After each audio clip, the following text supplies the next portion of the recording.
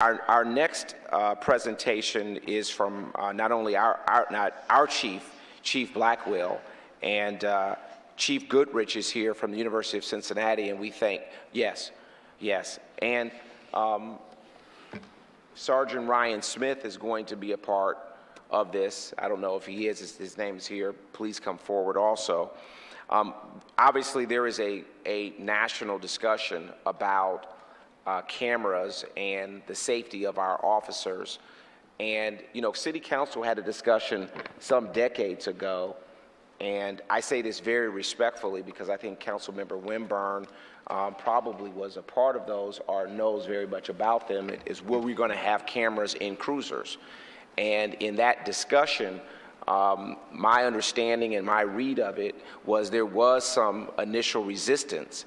What we have found out is that the cameras in the cruisers protect our professional police department, and what we're talking about here is another tool to protect our professional police department and also provide information to citizens of what's happening. So this is, and what's also awesome about this is that I had this conversation with the chief probably, so I don't exaggerate, 2 months ago. Might even been 3 months ago about this. So this isn't new to the chief. I want to just say that publicly. I don't see the chief reacting to what's happening nationally. The chief has been, this has been out there. The chief has been working on it. We've met about it one time. I know that in my conversation, as I recall our conversation, Chief, that you were even looking at specific providers with this technology. But I just want to lay the groundwork that you're not being responsive to what's happening, in the sense you've been proactive about this, and this is something that you've been talking about. I also want to acknowledge Courtney Porter, who is here, and want to thank her for clerking, and Lieutenant Colonel Bailey. So I just want to kind of just keep these housekeeping things going. And Chief, welcome. We have about 15 to 20 minutes for this subject matter. Right. I want to make sure that our committee understands that we have two other presentations, one on chronic nuisance that will be quite involved, and we want to make sure we leave time for that. And then we have some things on our agenda that we need to vote on. So, Chief, welcome. I'm going to hit the lights, and thank you so much for taking the time to present at Law and Public Safety today. Thank you, Mr. Chairman and committee members. As you just spoke of, we have been looking at this technology for about 6 months, and we have been doing research so that when we do pick a particular camera and we have a body camera model, it is state-of-the-art and defensible. So there are a lot of issues around body cameras. When should you record? When should you not record? Do you have the right to record in a private residence? Do you need consent in those situations? There's a whole host of technology issues dealing with storage and retention and recoverability. And in Ohio, with the public records laws being as robust as they are, that is a very important part of the camera project. So we had to look at all of those issues and how they emerge. And then we had to, quite frankly, just look at which camera did the best job for our officers.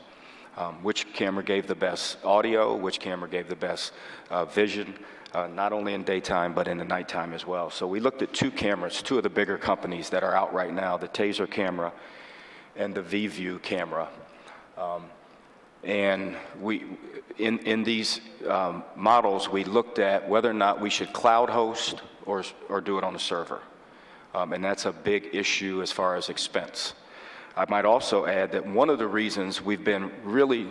Chief, I apologize, is that the cloud host server, is there also a connection for security on those two things? Or is the security the same for both? Yeah, we think the security is the same in the cloud. There are a lot of really high-profile, secretive things that are now cloud-hosted. And so we don't think that there are any issues with not having it in your own server, in your own facility. But the cost of server space and all of that is a huge concern because videos take up a lot of space, and we have 1,000 police officers. So we need to really think about this before we dive into it. The other thing is we've done our due diligence, and now we're being mindful of the presidential edicts that have come out recently, and we're hopeful that we get at least half of this paid for by Washington, D.C. I'll be there Thursday to try to lobby for that. So in the TASER camera, that was one of the cameras, and I know I only have 15 minutes, and this is about a 2-hour presentation, so I'll skip through really quickly, but the officers significantly did not like the idea of wearing body cameras when we initially started the testing. They were we say robust, ambivalent, or don't want to have it anywhere near them, and they were somewhere between didn't want to have it anywhere near them or ambivalent at best. At the end of the trial, the officers had all moved up to the almost, all of them thought that they wanted to wear them. And we think that is a good sign. The FOP came around, the officers on District 3 that participated in the study liked the cameras, and we're hopeful that we can have a camera program very quickly. So this camera, obviously, was one of the ones we use, and the reason TASER may sound familiar is because they make tasers, and they're a big company, and they have a lot of back-end support. And so we have to look at that over VView, which is a much newer company, and what they can provide us as well.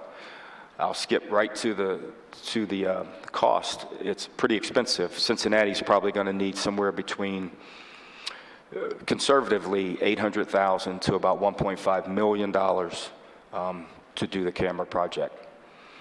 So obviously, we're hopeful that Washington, D.C. will help that out so that I don't have to come and ask you all for that amount of money.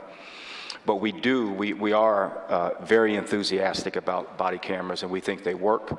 We think there's been a couple of studies, one in Rialto and one in Mesa, Arizona, and they both lead to similar conclusions. Officers' complaints go down between 60 and 70%. Chief, I just want to interject about the money, saying, you know, as we look at the budget, whatever happens in D.C., I want to say as the chair, I'm very interested in supporting you here. 800,000 or the 1.5 million, I want to make sure that we continue to stay on the cutting edge like we have done. So for me, I think this is a very important subject matter. So, you know, if we can't get the federal money, let's make sure that we really have a public conversation and talk about where we earmark these dollars in the budget. You know, I'm sitting right next to the illustrious budget chair, Charlie Wimber, so it's always good to have these conversations with him here. Thank you, Chief. Thank you. Thank you, Mr. Winburn, for that consideration.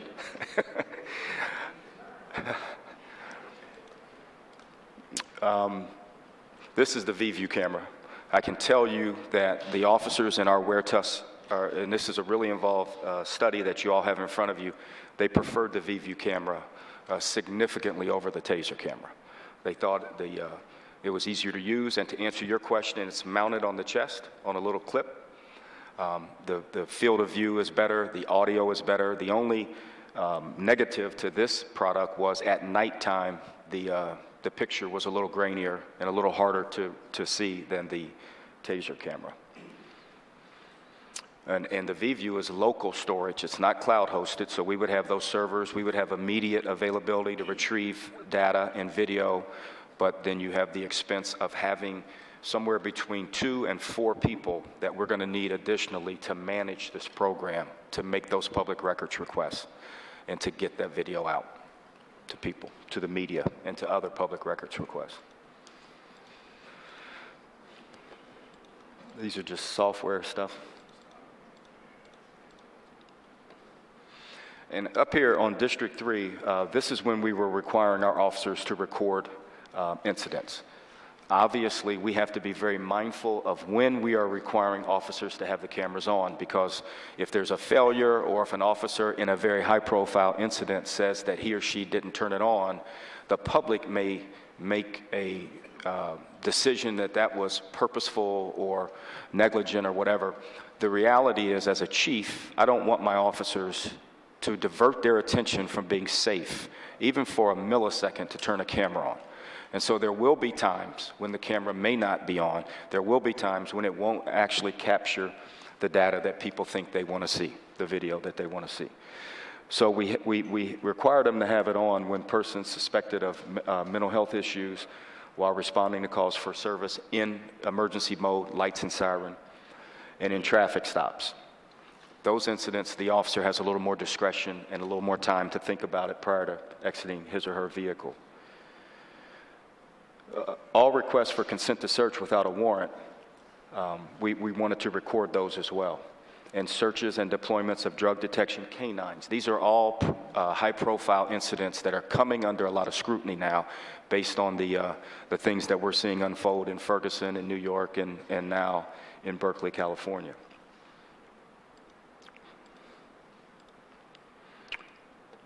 So District 3 on second and third shift did a 90-day wear test, and now we have the results, and we're ready to move forward. We think that body cameras will allow us to remain on the cutting edge, and I can tell you all that we're getting calls daily from other agencies. Ferguson just announced today that they're going to use our model for their citizens complaint authority in Ferguson, Missouri. And Cleveland, the chief in Cleveland has been in contact with me as well for some assistance in helping them out of the state that they're in now. So Cincinnati is the cutting edge, and we think this body camera program will only help us maintain that distinction. One of the issues is, and you asked this earlier, is do we put them on the glasses, on the hat, on the chest, on the pocket, and all the cameras come with different appendages to connect to the officer. And we think that the one right here in the center of the chest is the best. It obviously can be blocked sometimes if the officer has his or her weapon out or maybe running, things like that. You may not get the picture that you want. But we think that any picture and any audio can enhance officer safety, reduce complaints, and reduce citizens acting out as well. Chief, I recently saw the body cameras in action on a case. It might have been on CNN. They were profiling or showing that situation. But what was interesting is even though the initial officer was blocked, the other officers who had cameras were capturing it perfectly. So I want to say there might have been 4 officers on the scene all having cameras. So, so when the public is hearing this, it's not just, I'm saying something that is pretty obvious, but there could be several cameras on one scene, and the officer that might have his weapon drawn, other officers are capturing the same thing. Absolutely. That's a very good point. And so if you look here, this is the Rialto case study. Use of force incidents declined by 59%. I think undisputably that is a wonderful benefit of a camera body program, that use of force actually goes down. And we think there are a couple of reasons. First, we think it makes officers behave better, and we also think it makes the public behave better. And I mean, that's a win-win for everybody involved. Officers use force less, officers get hurt less, and citizen complaints go way down. In this study, they were reduced by almost 90% in Rialto, California. And it saves money as well. The cameras save money due to lawsuits that obviously will reduce as well when you have the cameras. The MESA study has similar results. Officers wearing cameras had 65% fewer complaints than the non-control group. So that's just Group A with cameras. Group B doesn't have cameras. This group had 65% fewer. Then the other study was the group wearing cameras had 60% fewer complaints than they had before they started to wear the cameras, that actual group. There's a little difference there. Both of them are pretty compelling pieces of evidence to suggest that cameras do work. And there again, 77% of officers believe that cameras cause officers to behave more professionally. So I'll stop here because the PowerPoint is very extensive. It gets very technical, but I think the point is that we believe that the body cameras will help us be the best police agency in the United States. Chief, when the officer just turns on the camera, is there any delay or is it immediately on when they hit that button with the technology? It is immediately on. However, there is no buffer. Like the cruiser camera buffers and goes back 30 seconds. So that means before, like if there's an accident in front of the cruiser, if the officer would turn his lights on, it would back up 30 seconds and capture that accident that happened if it was within that 30 seconds. The VView camera does not have that buffer. We don't like that. We prefer that 30-second buffer to capture some things before. The TASER camera does have that 30-second buffer. So. Yes. Yes. No, I want to open it up because I know I have a lot of questions, but we don't have a lot of time with this, and this is important. We're going to come back and discuss it again, but I want to open it up to my colleagues to ask questions. Councilmember Winburn? Yes, thank you, Mr. Chairman, and members of this dynamic committee. And dear Chief, appreciate your leadership and all the wonderful things that you're doing and all the citizens that are here today. From the Budget and Finance Committee perspective, I definitely want to help raise the money for this project. I think it's a great project. I just need to ask you just a few basic questions. You think initially, how many cameras do you think we will initially need? We're thinking we will initially need somewhere around 600. About 600. Yes, sir. So all our fine cops will not have cameras. It'll only the uniform patrol. Uniform patrol. Right. In wearing these cameras, do you think it could increase more civility? I don't know, is there a sign that says, look, I got a camera on me? Do you think the citizens could respond better? I mean, that could help too. If I know you got a camera on, I may not say as much as I need to be saying, you know. Well, so I think the camera is very visible, and it's very noticeable right in the center of the chest on the officers, and people do recognize and notice them, and I think that at that point, that's when you see the change in behavior. So when will you need about $800,000? Well, let me go to D.C. first. I'm going to work as hard as I can and see what the federal government is going to do. We think there's going to be a 50% match come out of Washington, D.C. on body camera programs. We want to be one of the first agencies in line. We're getting asked by agencies all over the state and country now for our study that we've done to save them the work that we've put in. And we are providing that to other agencies. But when I get back this week, Friday, I will meet with you and let you know what that picture looks like financially. Yes, Mr. Chairman, my last comment on it, from a budget finance perspective, here's one of the ways that I would like for us to fund this project. And I think it's a good project, and I'm glad that the FOP, the police chief, and citizens and the research substantiates us doing this, and not as a knee-jerk reaction, but it's that the right thing to do to increase civility on the part of everyone, the officers, citizens, and I think any time that we can enhance the quality of life for citizens, I think it's great. I see today that we have on our agenda, Mr. Chairman and members of this very fine committee, where you're talking about parking tickets. Now, I've been working on the initiative with Mr. Zeno for the last 6 months, and I have not released yet my proposal on parking tickets. Matter of fact, I would like to see the parking tickets, and we have millions of dollars that's still outstanding, that that we offer an incentive to citizens, and that we would use 100% of those parking amnesty. I want to have an amnesty program like I did before. By the way, when we did the first amnesty initiative with earnings, income tax, and property tax. And I want to thank my colleagues. Who was on council then? Were you on council? I think there was only one on council, and that's my colleague. They supported me, and we had a 9-0 vote, and we raised over $2 million. I think I have the experience to really make the parking amnesty program work. I'm not for sure that I think we ought to be using canned goods and asking citizens to offset the parking tickets. So I would like to use that. I'm working on a plan now. And Mr. Chairman, I think if we can utilize the parking money with this new amnesty initiative that I'm coming out with, and my colleagues at least can take a look at it. I mean, my colleagues would have to support it.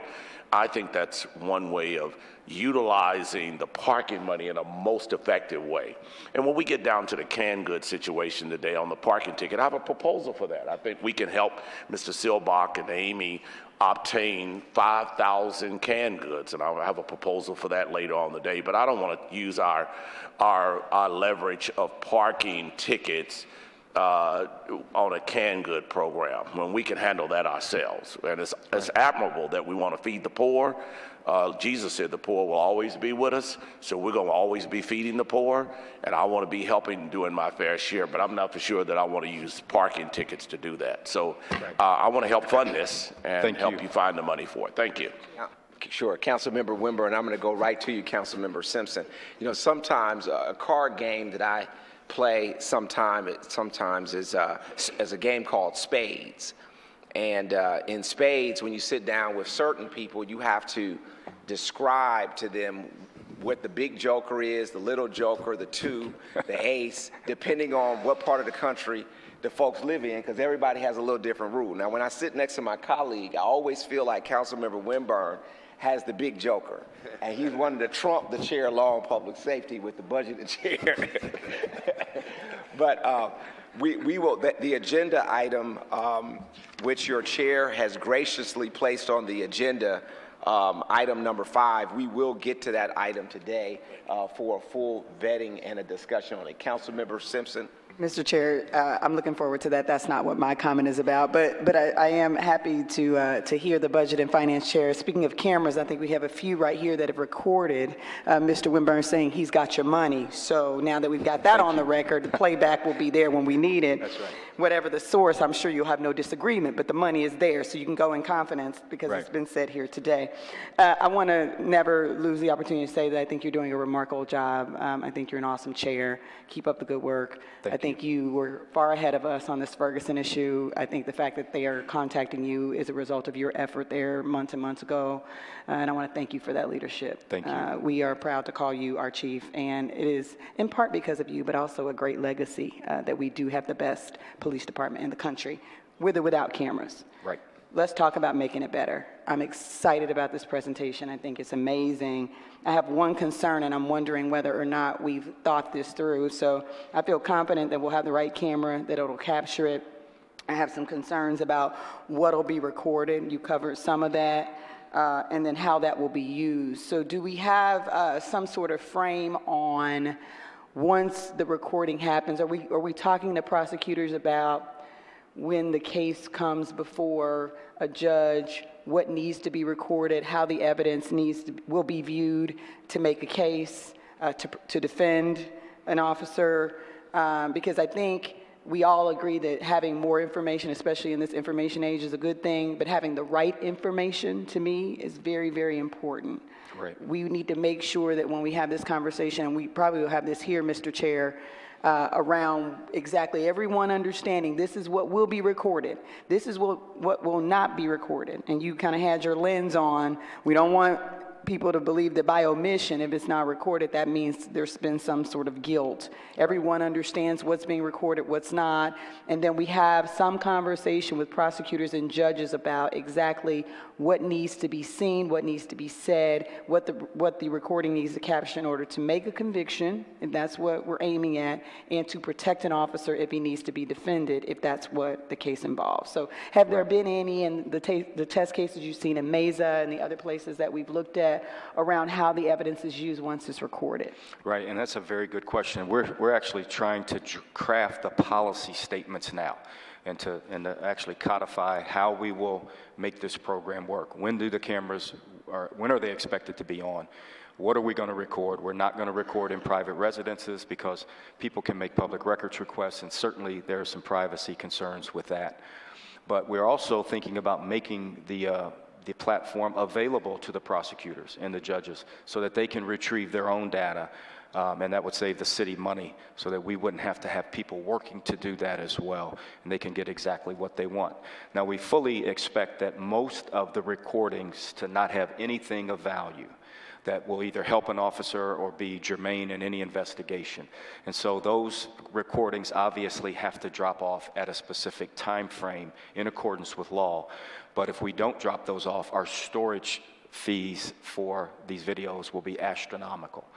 And we have to be concerned about that as well, because then the program may not be fiscally responsible.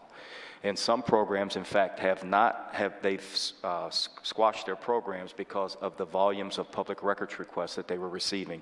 They just didn't have the money to do that and to provide those videos to people, so they got rid of the program. Mr. Chair, just a final a thought, and thank you for even that perspective, because records retention rules, how long must you keep certain records, I mean, that all can be very expensive, and we need to make sure that we are following the law on that too, once it's captured. You know, again, I like the idea of having the platform. Have you seen prosecutors or judges be outright in what they expect from these cameras as it relates to making cases? I mean, I know that, and hopefully we can have that conversation here in the county before we implement a program. You know, I can't help but think about the Garner case, and there was video, wasn't body camera video, but it was pretty clear video, and it wasn't sufficient. So we just want to make sure, and that's a part of setting the public's expectations. Right. The idea that is, if you record a crime in progress, no matter who it is, whether it's an offender or an officer, and it's clearly a violation, that would result in a conviction. We need to make sure that we have conversations with judges, lawyers, and then set the public expectation realistically so that we don't have backlash, and I'm really sensitive to that. So are those conversations happening now within the county and with other jurisdictions that have implemented this on a test basis? Well, the other jurisdictions are a little behind us, but they're coming on now at our lead, but that is certainly a major consideration.